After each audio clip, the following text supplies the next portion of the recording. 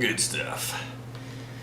What's up guys, DRJ here. Today I'm bringing you my Mass Effect 3 first impressions.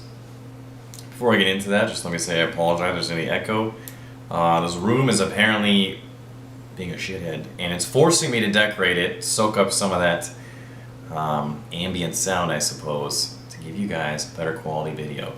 Although I think pretty soon we'll be upgrading some of the recording devices here, so we'll see what happens with that. That could help out too. I'm just getting off work, still have my uniform on, getting ready to go to bed here. So I promised I would get this done today, and I'm going to make good on my promise to get this done. Have a couple hours anyway before I need to head to bed. But if I'm a little scattered, I apologize. Just the stuff is important to me. I want to get it out there. So, Mass Effect 3. So first thing first, lip sync. A lot of you guys pointed this out in my videos. I have to look at Mass Effect 2, maybe Mass Effect 1 side by side to see exactly how bad it is. But my first impression, at least with especially the first hour, it just looked totally off. It's not bothering me quite as much now, 4, 5, 6 hours into the game, but it was definitely bugging the shit out of me earlier on. So a lot of you guys have pointed that out. Don't really know why that is, or why it seemed off, or if it was off, but it was really awkward. Difficulty. So this is kind of complicated.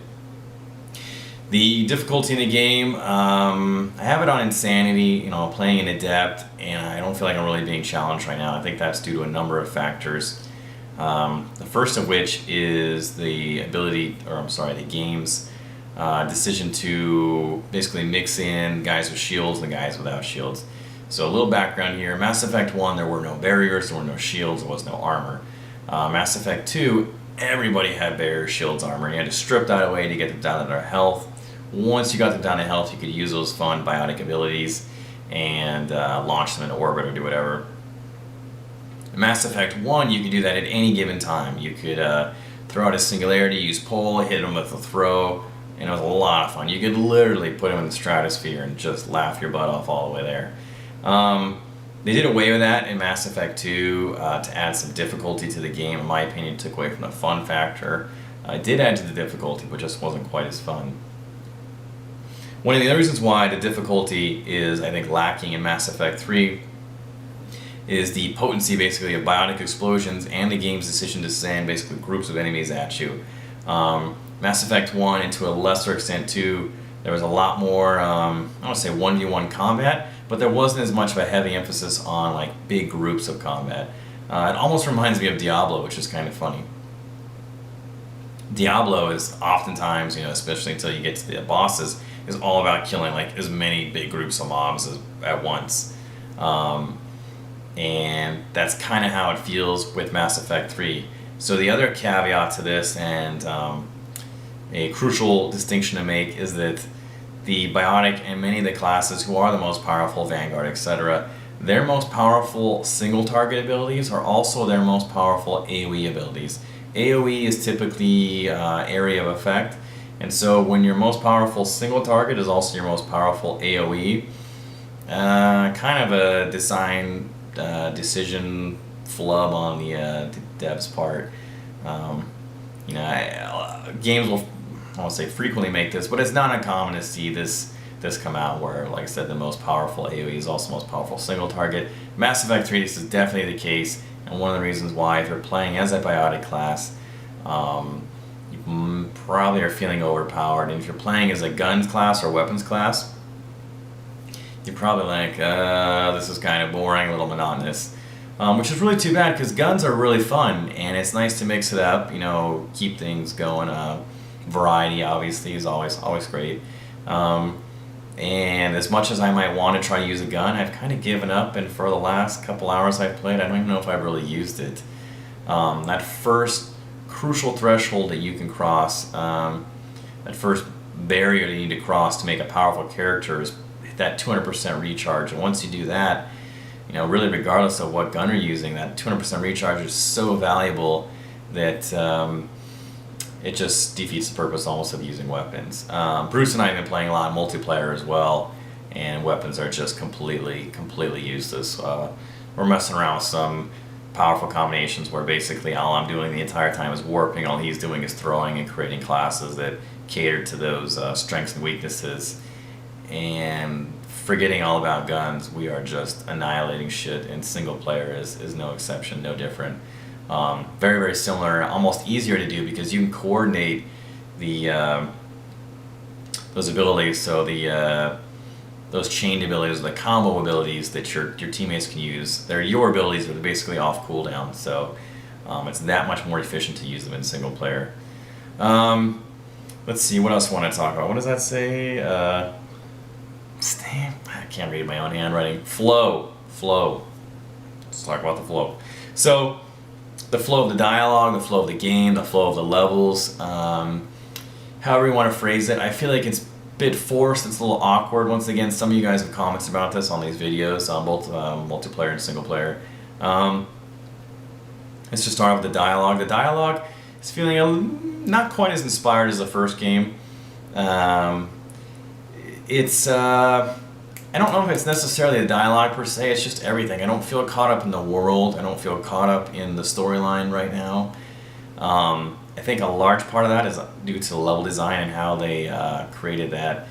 You walk into a certain area, like when you dock somewhere, you bring up your map, and then your map will list like the people that apparently have something to say to you, and you run around until you find them and then explore those dialogue options, and it disappears off your map. And it just feels very formulaic. It feels lackluster. It doesn't feel, I'm not like waiting to round that next corner to see what's going to happen. And when I'm in dialogue options with various people, I'm not exploring all the different ancillary options to see what could possibly come out of that conversation. I'm just kind of skipping over it because it's a little boring to me. When I was in Mass Effect 1 and 2, I couldn't stop talking to people. I wanted to see what they could say. It was really interesting, and I enjoyed it. I loved it. More in 1 than 2, but definitely not so much in 3. In 3, they're trying to, they'll set you up in like turrets and things like that. They'll set the stage, trying to make the combat maybe more dynamic. But I think ultimately what it's done is it's almost pulled the life out of it, and it feels a bit at times like I'm playing an MMO or something like that. More point and click. Not that the other games didn't have point and click, but with my basically 1 or 2 abilities being the most powerful abilities, regardless of which enemy I'm attacking, there's not a whole lot of choice going on. I'm not using weapons because it's a waste of time. I just don't feel like I don't feel like I'm being trapped in the story. I'm not being. The story doesn't capture me, doesn't bring me into it, and refuse to let me go. When you see a great movie, read a good book, catch a good drama, you kind of hold your breath, and at the end of it, it feels like you haven't let it go. Like, Jesus, did I just hold my breath for the last hour or something? No, but it was just a really intense scene or movie or whatever it was. And that's definitely not what's happening in Mass Effect 3. The last thing that I'm going to just touch on here, and I might have to do a rabbit hole video on this, but is the Skyrim versus Mass Effect 3 phenomenon, as we'll classify it. Mass Effect 3 is just being absolutely hammered, brutally hammered by people for failing to live up to expectations. And rightly so, it deserves criticism for not being the game that it could have been, with Mass Effect 1 being brilliant, having some serious flaws, those flaws not necessarily being corrected in 2, and then moving in a different direction in 3. It's really frustrating because there was so much potential. So it deserves criticism, deserves people talking about what could have been, what should have been. But what astounds me is that a game comes out like Skyrim, and awards on top of awards on top of awards are heaped on Todd Howard.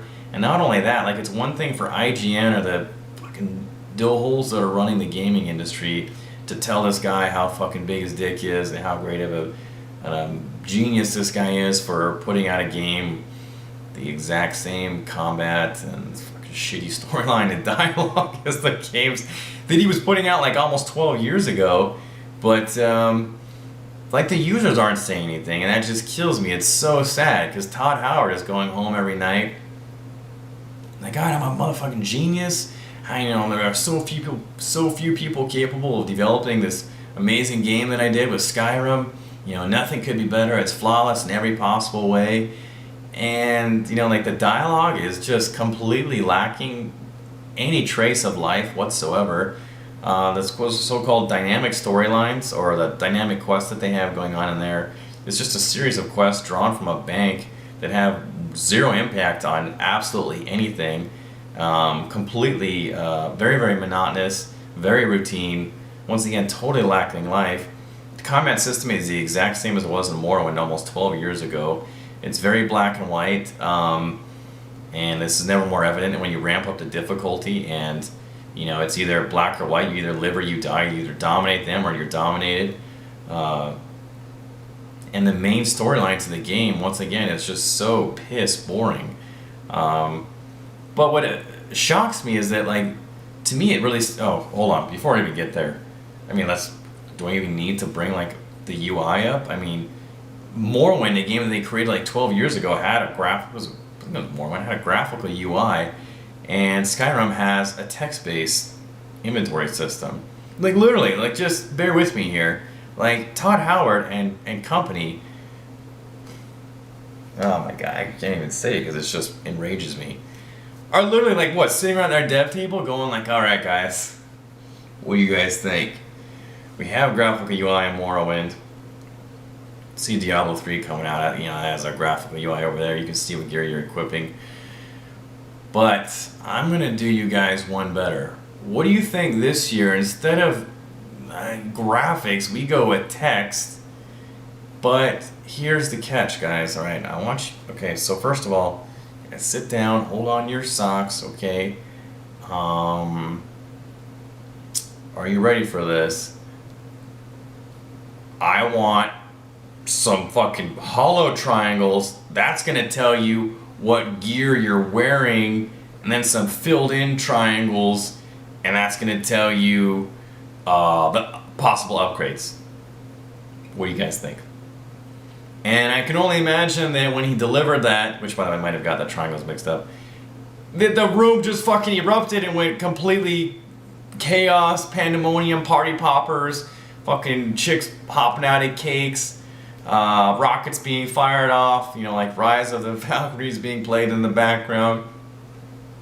Todd Howard is, you know, crowd surfing, and, you know, he ascends his throne. Everybody's fucking sucking his dick.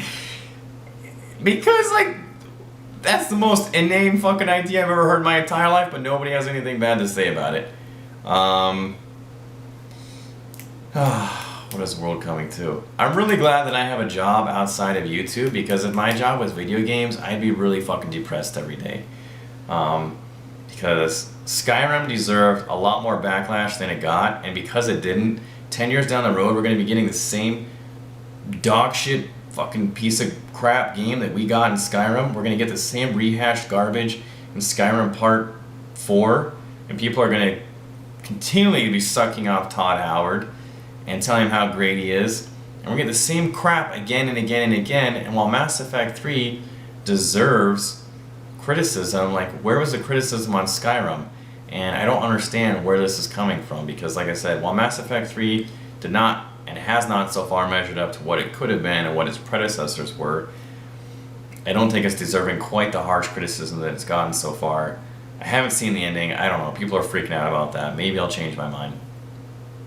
But either way, where is the Skyrim criticism? Where is it? You guys want better quality materials, you want better games, you want to be drawn into storylines. Like, people have to talk about this shit. People have to notice this stuff. And the last little point to go along with all this stuff is, I clarified actually on Twitter with somebody a while ago, is that you can like a game despite its flaws, and you don't have to, a game does not have to be flawless in order to like it. And I think that's a crucial distinction that people are oftentimes failing to make. So like, WaldoDude, didn't you have fun doing your Skyrim playthrough? Well, yes, I did have fun with it. Part of that is because I love live streaming. Live streamers are awesome. They can be really hilarious, very informative. It's really cool live streaming, which was a big part of it. And I had to cut the Skyrim thing short, as I had all these plans to do it because I was just too fucking bored. But yeah, like, I still had fun despite the fact that it had massive issues with it. You can still like COD despite the fact that it has fucking crazy, could be so much better than it is. And you can still like Mass Effect 3 despite the fact that the lip syncing doesn't add up, and the first 20 minutes of the game you see sprites running. I don't know why they would have done that.